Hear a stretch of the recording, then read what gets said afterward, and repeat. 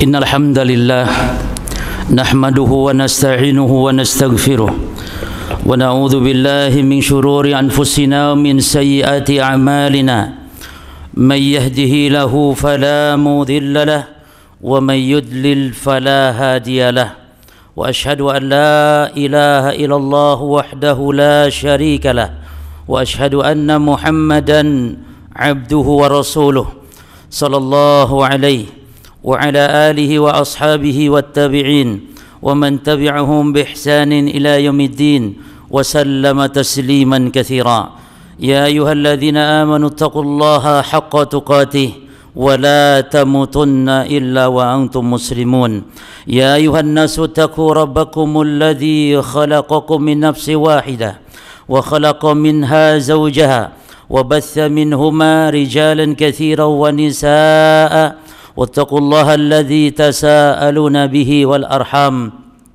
إن الله كان عليكم رقيبا يا أيها الذين آمنوا اتقوا الله وقولوا قولا سديدا يصلح لكم أعمالكم ويغفر لكم ذنوبكم وما يطع الله ورسوله فقد فاز فوزا عظيما أما بعد فإن أصدق الحديث كتاب الله وخير الحديث حدي محمد صلى الله عليه وعلى آله وسلم وشر الأمور محدثاتها فإن كل محدثة بدعة وكل بدعة ضلالة وكل ضلالة في النار.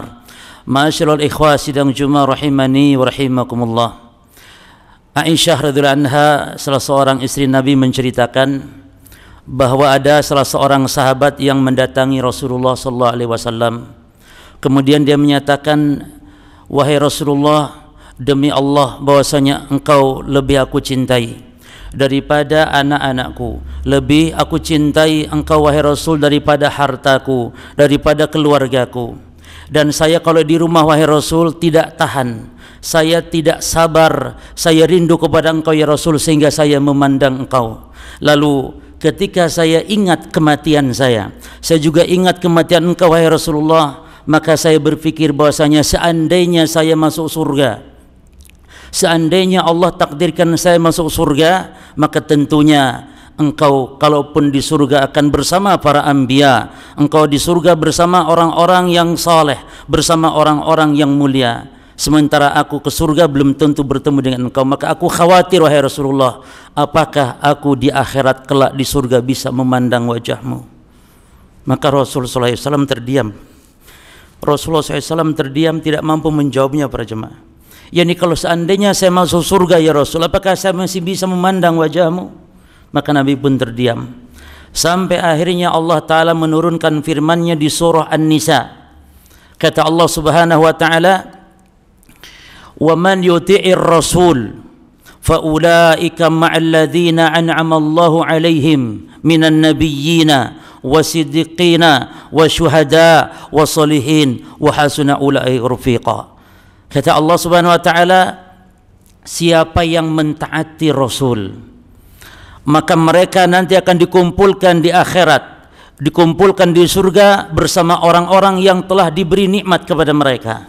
Siapa mereka yang telah diberi nikmat? Dari kalangan para nabi, dari kalangan para siddiqin, para syuhada dan orang-orang saleh. Dan merekalah yakni sebaik-baik teman kelak di akhirat. Maka ayat ini para jemaah menunjukkan sebagaimana tadi asbabul wurud dari asbabun nuzul dari ayat tadi, bahwa bukti cinta kepada Rasul agar dikumpulkan bersama Rasul kelak Allah dengan mentaatinya. Oleh karenanya Al-Imam Al-Hasan Basri rahimahullah ta'ala, beliau mengatakan, za'ama qaumun yuhibbunallah. Ada orang-orang yang mengaku dia mencintai Allah, yakni mencintai Rasul, mencintai Allah, mencintai Rasul. Fabtalahumullah bihadhil ayah, maka Allah menguji dengan ayat ini, yaitu ayat yang berbunyi, qul in kuntum tuhibbunallaha fattabi'uni yuhibbukumullah wa yaghfir lakum dzunubakum wallahu ghafurur rahim. Kata Allah Subhanahu wa Ta'ala, katakan Muhammad, jikalau memang kalian mencintai Allah, katakan kepada manusia, jikalau kalian mencintai Allah, jikalau kalian mencintai Rasul, maka ikuti aku, ikuti Nabi Muhammad SAW, ikuti sunnahnya Nabi sallallahu alaihi wasallam, yuhibbukumullah, yang nanti balasannya lebih besar lagi, yaitu Allah akan mencintai kalian. Kita cinta Allah ini kecil para jemaah dibandingkan dengan balasannya, itu Allah akan mencintai kita. Dan Allah Subhanahu wa taala Ghafur Rahim, Maha Pengampun lagi Maha Penyayang. Lalu yang menarik dari ayat ini para jemaah sekalian, dilanjutkan oleh Allah, kata Allah Subhanahu wa taala, wa atiullaha war rasul, maka taatilah Allah dan Rasul. Fa in tawallau, dan kalau kalian berpaling, yakni tidak mentaati Allah, tidak mentaati Rasul, wallahu la yuhibbul kafirin, maka Allah tidak suka kepada orang-orang kafir. Kata ulama-ulama ahli tafsir jemaah, berarti ayat ini menunjukkan bahwa orang yang tidak mentaati Allah, tidak mentaati Rasul, berbahaya ada di atas jalannya orang-orang kafir, wal iyadzubillah. Al-Imam Ibnu Katsir rahimahullah ta'ala ketika menafsirkan ayat ini, qul in kuntum tuhibbunallaha fattabi'uni yuhibbukumullah wa yaghfir lakum dzunubakum, katakan Muhammad, kalau kalian mencintai Allah, mencintai Rasul, maka ikuti aku, niscaya Allah akan mencintai kalian dan Allah akan mengampuni kalian, wallahu ghafur rahim, dan Allah Maha Pengampun lagi Maha Penyayang. Kata Imam Ibnu Katsir rahimahullah ta'ala, kata beliau, wa hadhil ayatul karimah, dan ayat yang mulia ini, kata beliau, hakimatun, sebagai batu ujian, sebagai penghukum, ala kulli man idda'a mahabbatallah, terhadap setiap orang yang mengaku cinta Allah, wa huwa laisa ala tariqatil Muhammadiyah, namun sayangnya dia bukan di atas jalannya Rasulullah, yakni tidak mentaati Rasulullah sallallahu alaihi wasallam, fa innahu, kata Imam Ibnu Katsir, fa innahu kadzibun fi da'wahu fi nafsil amr, maka dia dusta dalam pengakuannya cintanya dia kepada Allah Subhanahu wa taala. Maka para jemaah sekalian, kaitan seorang cinta Rasul adalah sangat berkaitan erat dengan dia mentaati Rasul, dan itu bukti yang paling utama. Seseorang mengaku cinta Rasul dengan mentaati Rasul sallallahu alaihi wasallam, dan ini merupakan konsekuensi seorang muslim ketika bersyahadat asyhadu anna Muhammadan Rasulullah. Ketika seorang muslim menyatakan bahwa Rasulnya adalah diakui, ditetapkan, diimani kalau dia Rasulullah, maka konsekuensinya dengan mentaati Rasul sallallahu alaihi wasallam. Maka para ulama rahimahumullah ta'ala menyebutkan, tidak sempurna iman seorang muslim, tidak sempurna persaksian seorang muslim bahwa Muhammad itu Rasulullah, sehingga dia menetapkan 4 hal. Yang pertama, tasdiquhu fima akhbar, yang pertama menetap, membenarkan apa saja yang Rasul kabarkan walaupun tidak masuk akal. Apa yang Nabi kabarkan wajib benarkan, walaupun mungkin akal nggak bisa menerima. Di antara contoh para jemaah sekalian, Nabi bersabda, idza waqa'a dzubabu fi ina'i ahadikum falyakmishu, apabila lalat jatuh ke dalam minumanmu, lalat jatuh kepada minuman teh, minuman kopi, susu, kata Nabi, tenggelamkan dua-duanya, tenggelamkan semuanya, jangan langsung dibuang, jangan, tenggelamkan dulu semuanya, baru ambil lalatnya, baru buang. Supaya apa para jemaah? Sebab di dalam lalat, kata Nabi, satu sayapnya adalah penyakit dan satu sayapnya obat. Maka ini para jemaah sekalian, orang-orang dulu tidak percaya dengan hadis ini, kecuali setelah dibuktikan secara medis, secara ilmu kedokteran, bahwa terbukti di dalam lalat memang ada obat, ada penawar, dan ada penyakit. Oleh karenanya kita sebagai muslim tidak perlu ada pembuktian dari ilmu-ilmu kedokteran, ilmu medis, pokoknya hadis mengatakan demikian, wahyu mengatakan demikian, wajib kita imani. Demikian pula di antara kabar yang Nabi kabarkan, wajib kita imani adalah contohnya Rasulullah mengkabarkan bahwa umat Islam, yakni kita sekalian ini para jemaah, akan mengikuti tata cara agama Yahudi, agama Nasrani dalam beribadah. Ini wajib kita imani. Kalau tidak beriman atas berita ini, maka dia konsekuensinya kufur kepada berita Rasulullah SAW. Nabi mengatakan, la tattabi'una sanana man kana qablakum shibran bi shibrin wa dhira'an bi dhira'in hatta la dakhulu juhra dabbin la dakhaltumu. Sungguh, kata Nabi, bahkan Nabi dengan menggunakan kata-kata penguat, sungguh kalian benar-benar akan mengikuti tata cara kebiasaan beragama orang-orang sebelum kalian, sejengkal demi sejengkal, sehasta demi sehasta, bahkan kalaupun mereka masuk ke lubang biawak pun kalian akan mengikutinya. Maksud dari lubang biawak para jemaah, lubang yang sangat kecil, yang sulit, yakni kalian walaupun orang Yahudi Nasrani melakukan hal yang tidak masuk akal sekalipun, kalian akan ikuti mereka. Ini berita bukan harus diikuti, justru ini peringatan jemaah. Waspada kita sebagai seorang muslim terjatuh pada perbuatan yang menyerupai orang-orang Yahudi, orang-orang Nasrani. Sebab ketika Nabi dikatakan, ditanya Rasul SAW, al-Yahudu wa Nasara ya Rasulullah, apakah yang dimaksud orang-orang sebelum kita Yahudi Nasrani? Kata Nabi, faman ilaha ula, siapa lagi kalau bukan mereka. Dan ini sudah terbukti pada zaman kita sekarang jemaah. Maka kita wajib waspada, berhati-hati. Lalu yang kedua, konsekuensi seorang muslim bersaksi Muhammad Rasulullah adalah dengan mentaati ta'atuhu fima amar. Wajib mentaati apa yang diperintahkan Nabi SAW. Allah Subhanahu wa taala juga dalam Quran memerintahkan ati Allah wa Rasul. Taatilah Allah, taatilah Rasul. Juga Allah berfirman, wa ma atakumur rasulu fakhudhuhu wa ma nahakum anhu fantahu. Apa yang datang dari Nabi ambil, yang dilakukan kerjakan, yang diperintahkan Nabi, dan apa yang dilarang Nabi jauhi. Maka di antara konsekuensi seorang muslim mengaku bersyahadat Muhammad Rasulullah adalah dengan mentaatinya. Banyak ketaatan-ketaatan para jemaah yang banyak kaum muslimin melalaikannya. Contoh gampang saja, Nabi memerintahkan kita sekedar memelihara jenggot misalnya. Apa berat seorang muslim memelihara jenggot para jemaah? Nabi SAW memerintahkan uful liha, biarkan jenggot. Nabi tidak suruh panjangkan, tapi Nabi suruh biarkan jenggot, jangan dipotong, pelihara jenggot. Karena kalau suruh panjangkan, bagaimana dengan yang jenggotnya pendek? Bagaimana dengan yang jenggotnya cuma 1 lembar kalau disuruh melebatkan jenggot? Nabi hanya biarkan, jangan potong jenggot, biarkan. Wa qusus syawarib, dan potonglah kumis-kumis. Ini perintah para jemaah. Setiap perintah kata ulama hukumnya wajib, kecuali ada dalil yang memalingkan dari wajib menjadi tidak wajib. Maka konsekuensi kita adalah mengamalkan apa yang Nabi perintahkan. Kemudian jemaah, salah satu contoh tentang terkait sholat Jumat. Siapa di antara kita yang telah mempraktekkan dari hadis Nabi? Kata Nabi, man ghassala fi yaumil jum'ati waghtasala. Siapa yang mandi di hari Jumat dan mandi dengan mandi yang sempurna, dalam lafaz ka ghuslil janabah, seperti mandi junub. Nah, ini di antara kekeliruan saudara-saudara kita mengatakan kalau hari Jumat ini sunnah campur dengan istri sehingga di hari Jumat bisa mandi junub. Ini keliru para jemaah. Yang dimaksud oleh hadis adalah siapa yang mandi di hari Jumat mandinya seperti mandi junub.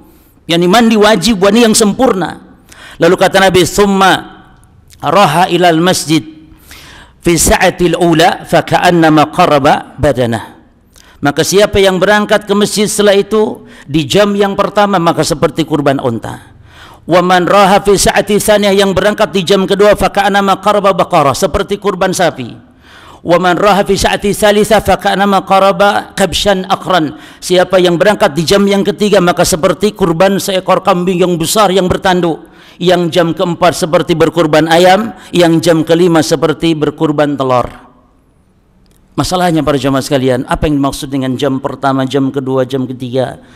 Para ulama mengatakan dari mulai terbit matahari di hari Jumat sampai imam naik mimbar itu dihitung dibagi 5. Maka kalau terbit matahari syuruk, yakni sekitar jam 6 barangkali, maka jam pertama adalah jam 7, jam kedua jam 8, jam ketiga jam 9, jam keempat jam 10, dan yang jam kelima yang mendapatkan telur itu yang berangkat Jumat jam 11.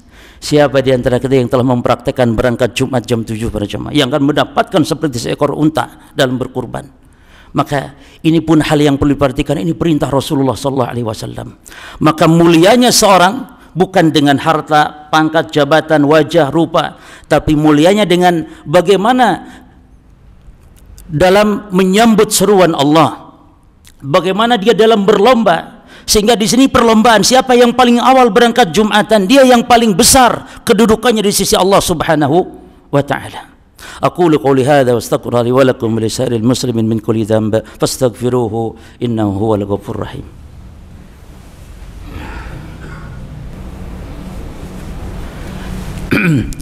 Alhamdulillah hamdan katsiran tayyiban mubarakan fihi kama yuhibbu rabbuna wa yarda. Wa asyhadu an la ilaha illallah wahdahu la syarika lah wa asyhadu anna Muhammadan abduhu wa rasuluh sallallahu alaihi wa ala alihi wa ashabihi wa tabi'in wa man tabi'ahum bi ihsanin ila yaumiddin wa sallama tasliman katsira, amma ba'd.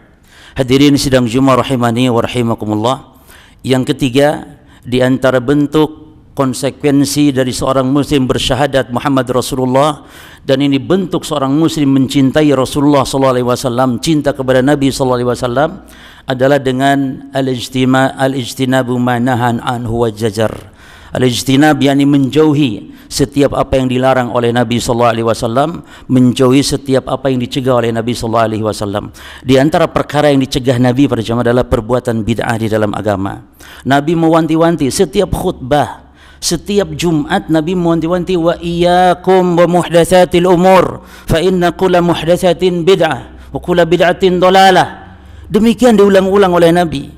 Maka wajib setiap muslim memahami apa itu bid'ah yang diharamkan, apa itu bid'ah yang terancam neraka bagi pelakunya. Bid'ah para jemaah sekalian, perkara yang diadakan di dalam agama, di dalam ibadah, yang tidak ada dasarnya, tidak ada contohnya, tidak ada pengamalannya dari Nabi dan para sahabat. Itu bid'ah. Gampang definisi bid'ah itu. Maka mikrofon yang namanya teknologi itu bukan bid'ah yang tercela. Bahkan itu yang kata Nabi, antum alamu bi umuri dunyakum. Kalian lebih tahu daripada aku tentang urusan dunia kalian. Kalian lebih tahu tentang internet daripada aku. Kalian lebih tahu daripada aku tentang YouTube. Rasul menyatakan demikian secara tidak langsung, karena itu urusan dunia. Jadi bid'ah itu dalam masalah ibadah, dalam masalah solat, itu bisa terjadi bid'ah.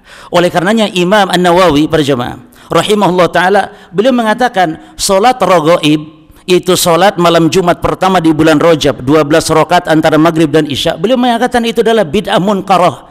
Solat padahal jemaah ada Allahu Akbarnya, ada baca Fatihah, ada ruku' sujudnya, tapi itu haram dilakukan. Kenapa? Karena tidak ada dasar dari Nabi SAW. Demikian pula solat alfiyah, yakni solat malam nisfu Sya'ban 100 rakaat, setiap rakaat baca qulhu 10 kali. Imam Nawawi mengatakan tegas beliau, wahatani solatani bid'atani munkarani qabihatan. Dua solat ini, solat raghaib dan solat alfiyah, dua solat yang bid'ah, yang munkar lagi buruk, yang terancam neraka pelakunya. Padahal solat para jemaah. Maka niat baik saja tidak cukup dalam kita beribadah. Tapi poin yang penting yang keempat, sebagai bentuk konsekuensi syahadat Muhammad Rasul adalah alla ya'budallah illa bima syara'a, yakni tidak boleh beribadah kecuali dengan apa yang disyariatkan oleh Nabi SAW.